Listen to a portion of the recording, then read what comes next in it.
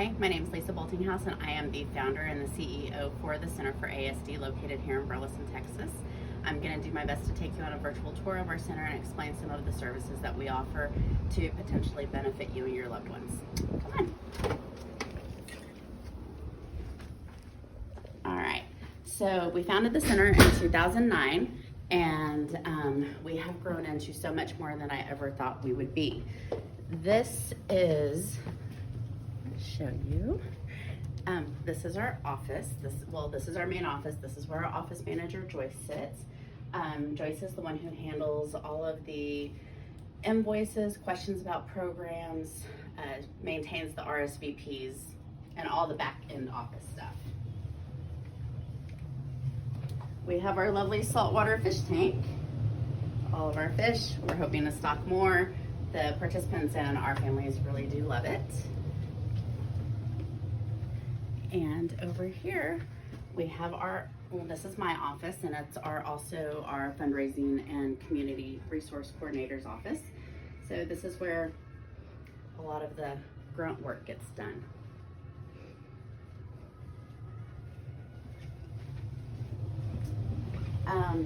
As we go on this top floor, I'm going to give just a very brief description about the services that we provide.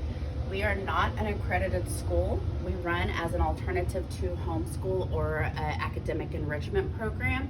My son, who's 15, attends here instead of attending your basic public school.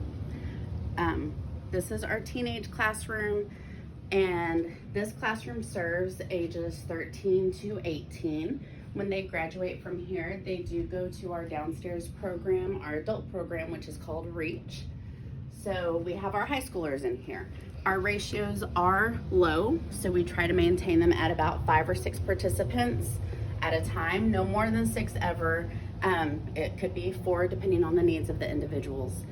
This is our movie room and our chill out room for our school age participants. They come in here, they play games, they just get to relax. All of our participants need to rest and just be able to chill, have a chill zone for a little bit.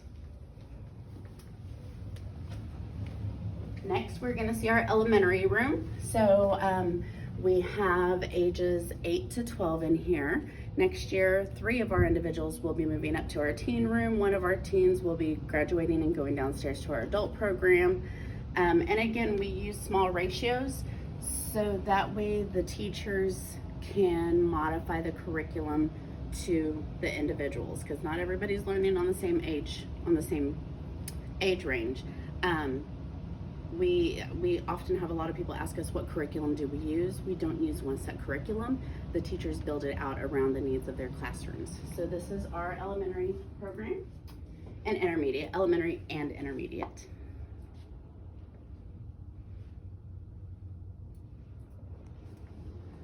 We do function just like you would think a school does. Like I said, we are not accredited, but we do math, science, reading, English, language arts, ELA, and all the other things. We also have an art teacher come in once a week. We have a music teacher come in once a week, and we have a motor lab teacher come in once a week.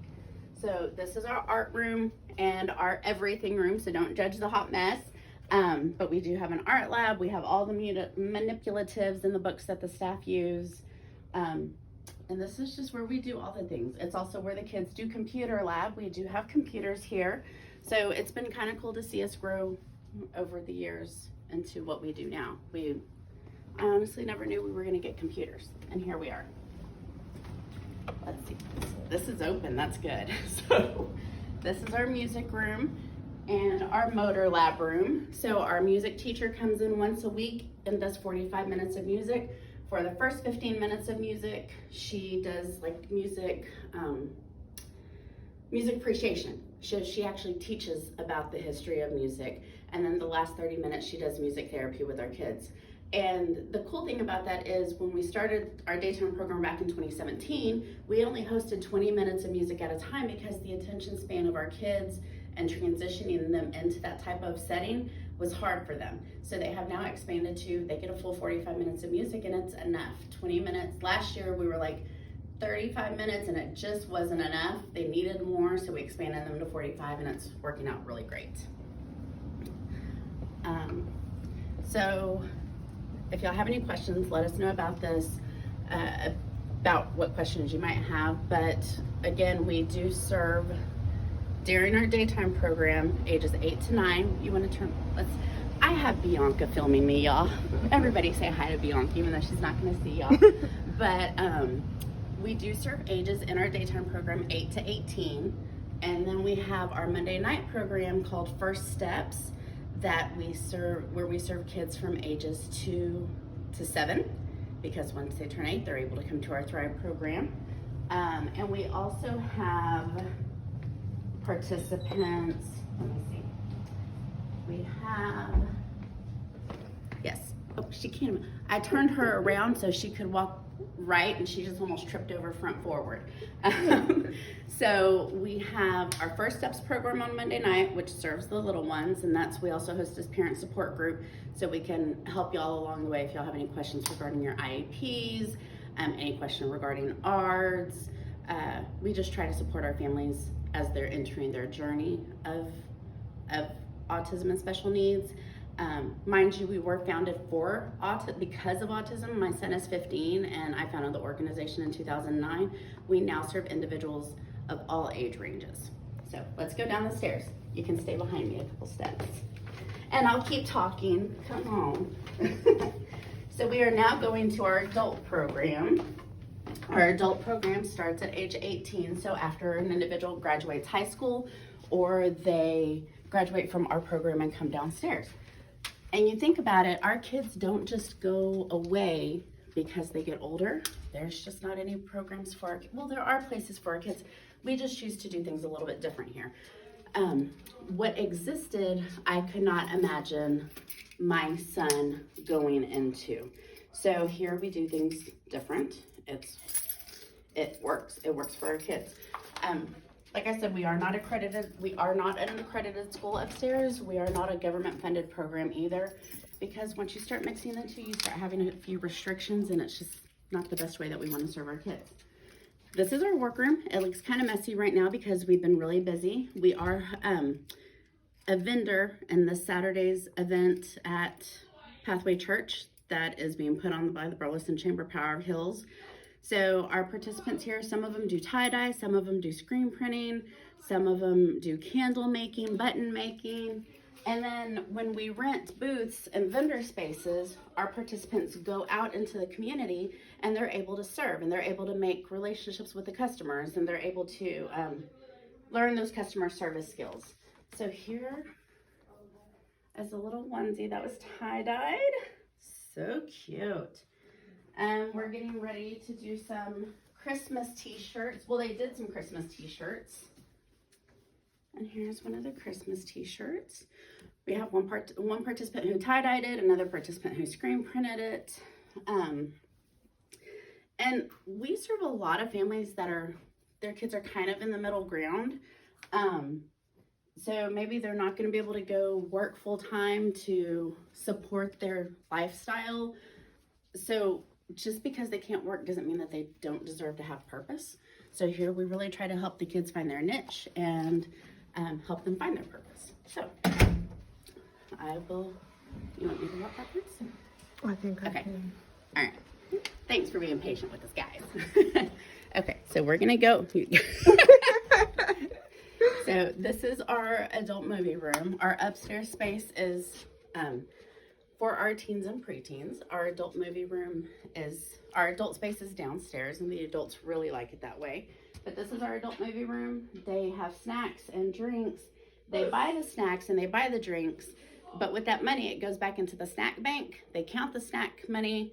They go back to the store. They practice their money skills, repurchase snacks, and then do it all over again. So it keeps them working those money skills, getting them out in the community to be consumers. So it's just, of course, who doesn't like the video games? Who doesn't like the video games? And we are going to scoot over, please. Thank you. So this is I'm gonna walk this way so I can turn on the light. This is our activities room for our adults. They enjoy lots of Legos. They enjoy lots of puzzles. We have a coffee bar over here. And I'm going to tell you, so back to where I was talking about finding their purpose, one of our participants loves to deliver coffee. So he puts on his apron every day, he has a name tag, he puts on his coffee hat, and he walks around the center and he takes the staff's coffee orders. He then comes downstairs, he makes the coffee orders, and then he delivers them. And then on Friday, he brings us a receipt for all the money that we owe him for purchasing coffee during the course of the week. But he loves it, and it's his job, it's his purpose. He enjoys coming here. He tells people he tells people how meaningful it is to him, and he just wants to be here so he can serve coffee and do his job, and all the kids can serve. We just have to give them the opportunity to. So we are going to go into one more room. Peyton, can y'all move into the next room, please? Thank you. And close that door behind y'all. All right. So this is our last room. We have a pet rabbit here. His name is it's not Milo. That's our director's. Leo. Leo. I just had to close the door. I didn't want him to hop out on us. Ah! All right. Miss Lisa should not be taking care of the bunny. So, so this is our activity, one of our activities room. They come in here, they do crafts, they make keychains. It used to be our director's office, and then we got so big that we had to move her out of here so we could give this back to them. We are getting another table today because our other table broke.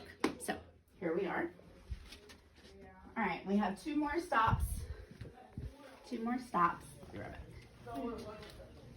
This is our dining area. All of our participants, no matter what age, get to come downstairs and get to have lunch in here. They all clean up before they get here. They wipe down the tables before they eat, then they clean up after themselves before they leave. So again, it's about teaching skills and helping them become functional members in our community. That's the goal. We do have access to a full-size kitchen where our adult program cooks at least 2 or 3 times a week, and our other programs come in here and cook once every few weeks.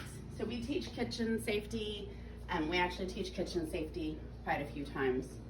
We are now about to walk through a dark gym because I turned the lights off, but I want to show you all a rec room, and that'll be our last stop. I want to let everybody know that we do host Friday night programs. I don't know if you're going to be able to understand me with the echo, but our Friday night programs, every second and fourth Friday, we host the adults, so 18 and older, and every first and third, we host preteens and teens. So that is from 5:30 to 8:30 on Fridays. We feed them dinner. They get to come and be social. We help them create relationships and friendships with each other. Just friendships. We don't want relationships here. That's too much. But no, we do help cultivate friendships so that way they can have friends and have a fun Friday night.